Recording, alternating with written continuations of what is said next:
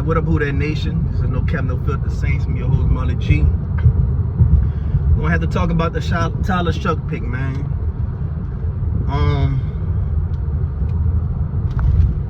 Nick Underhill been saying it.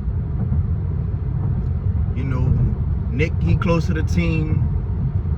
Anytime he kind of say something about the team, you kind of want to have your eyes and your ears close to what he's saying, because, you know, he gonna hear the whispers. And he was spot on, and he said we was gonna get Kelvin Benjamin. He said we was gonna get Tyler Shough, and it happened. He said that's what he believed the direction the team wanted to go in, from what he was hearing and what he was seeing. And I didn't think it would happen at 40 for Tyler. I would think it would at least happen at 70, 71, or whatever we had. But we actually took him at 40, and I couldn't believe it, bro. Like, my thoughts on the pick: if you think Tyler is your guy, I have no problem with that. If you didn't want to draft Shough Sanders, I have no problem with that.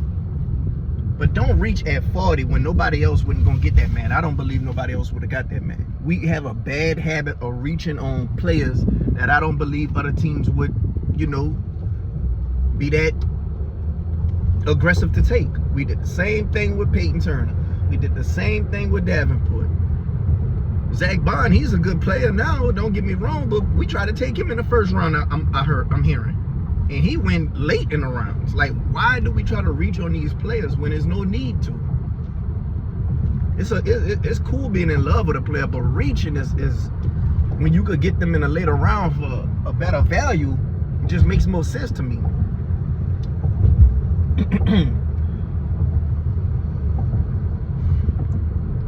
Now we got to talk about Derek Carr. Derek Carr, Mickey said, they in talks. They, trying to repair the relationship. David Carr said they in talks. They trying to repair the relationship. So it's a possibility that Derek Carr, bearing any injury, that season ending, might be back. And we got to deal with this fool again. Maybe Carr was just sitting back, watching the draft, seeing how things unfold, seeing that we was going to take Shough Sanders. And we probably ain't take him to spare Derek Carr feelings. Even though I think it's more to that. Like, the whole league showing you they stand away from Shough Sanders. So it's more to just, what the Saints want to do. But, yeah, man. Maybe Derek Carr just seeing how things go with the draft. And then next thing you know, he ain't going to need season-ending surgery. And now he going to be good to go week 1. And let's just say he good to go week 1. Tyler is 26 years old in September. So that means by the time he start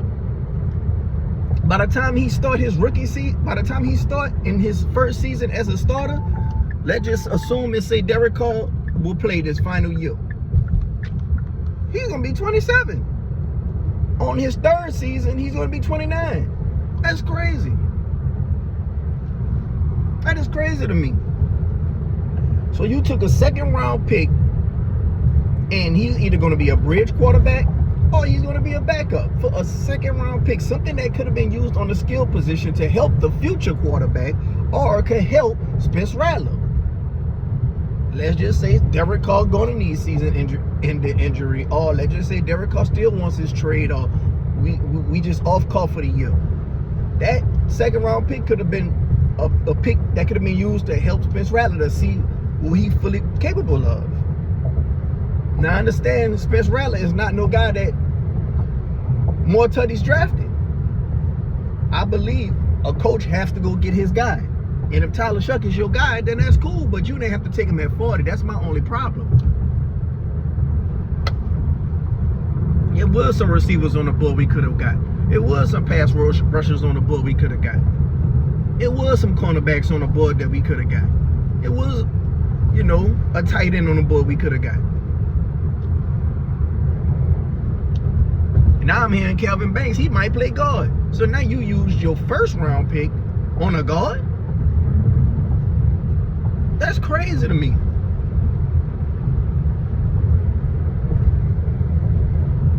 When it comes to drafting older players, the problem with that is you don't want their prime.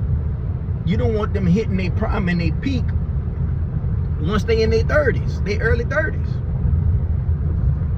Now everybody coming out saying, oh, Kellen Moore said he's give his NFL comparison to Kirk Cousins and to Jared Goff. If he's Jared Goff, I'm fine with that. But you're going to have to still build around him. You're still going to have to build the offensive line, which they did with Kelvin Benjamin. You're still going to have to draw up some good schemes. And you're going to have to get some playmakers. We need more playmakers. We have no playmakers. I ain't going to say we have no playmakers, but we need more playmakers in different varieties. You know, not just because, you know, we needed to get them in the building to add to what we got, but also for injuries. Over the past few seasons, our playmakers been going down with injuries. We couldn't field a healthy roster. And that's even in the trenches. So that's why I wasn't complaining too much about the Kelvin Benjamin's pick, because we could never field a fully healthy O-line.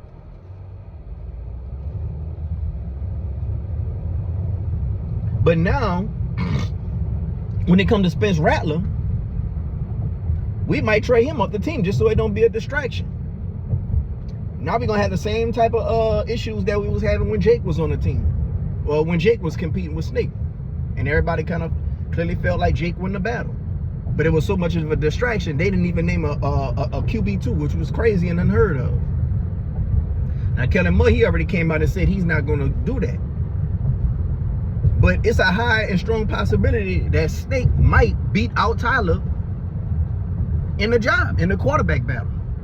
And if that happens, that's even bad on the organization.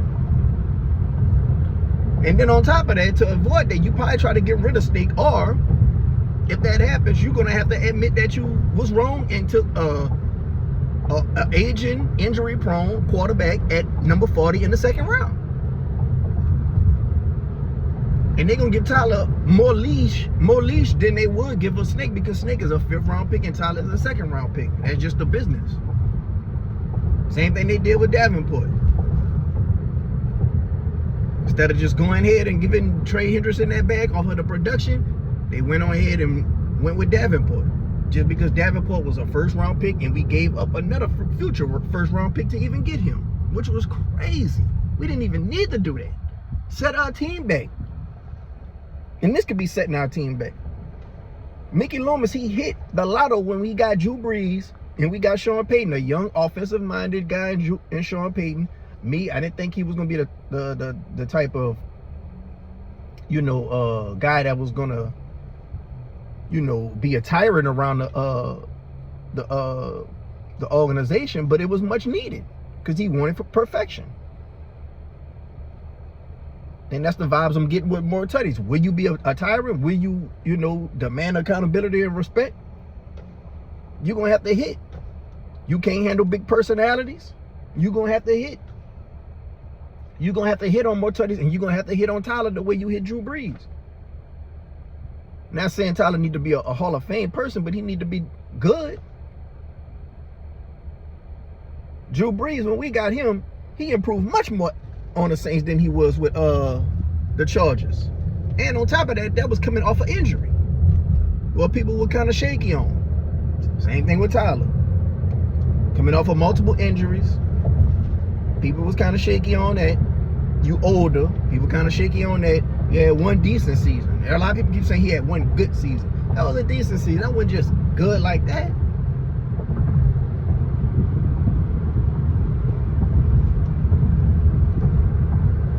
So now Mickey Loomis going to have to hit on that again. Now, at this point, you know, I'm giving the team a clean slate. I'm hoping we do good. I'm hoping if Tyler is the starting quarterback, I'm hoping he go out there and ball out. I'm hoping more tutties be a damn good coach to where, you know, I feel like the franchise will be in good hands for years to come. But they gonna have to go show me. Everybody got a clean slate because I don't know none of these people. I kind of wanted Dennis Allen and Derek Carter fell at a certain point of the season because I wanted them gone because I knew them. I don't know these people. So I'm going to give them a clean slate. I'm I'm gonna give them a fair shake and a fair chance. That's the difference. That's the difference. But if he a bridge quarterback until the next season, where you got more quarterbacks coming out, assuming we have a bad season, that's crazy for a second round pick. If he's a backup quarterback and he don't even start because Derek Carr is starting, that's crazy because that was a second round pick. And the same thing with Spence Rattler. That could have been a skill position for Spence Rattler to use if Derek Carr is out for the season or still traded or whatever the case may be. If we just moving on from that situation. And if we do stick with Carr, that could have still been used as a skill position for Carr for this year and for the future quarterback for next year. That's why I just don't understand. I just don't understand, bro. Would I have liked the Shadur Sanders? Yes. Is Shadur Sanders not that type of guy? Okay, understandable. But don't reach on somebody else. And I find it ironic that Shadur Sanders got all these character narratives and issues, yet you still trying to repair a relationship with Derek Carr, the same guy who don't want to take accountability, the same guy who throw people under the bus, the same guy who say check the tape after a mid-season, the same guy who want a raise after a mid-season, who didn't want to take a pay cut after a mid-season, and the same guy who say he wanted to be traded. Don't even like the city. It's clear as day. So I find it ironic how you want to pass up on Shadur Sanders from a guy who got all these character issues for Derek Carr, who got character issues himself. But I digress, man. Let me know what y'all think about the Tyler Shough pick, man. I already see it coming, bro. Every time he throw a pick, oh, shucks. But then if he doing good, he could be, oh, shucks. So it could go both ways, man. But the pick is in. We got to deal with it. It is what it is, Saints fans. Let me know what y'all think in the comment section below.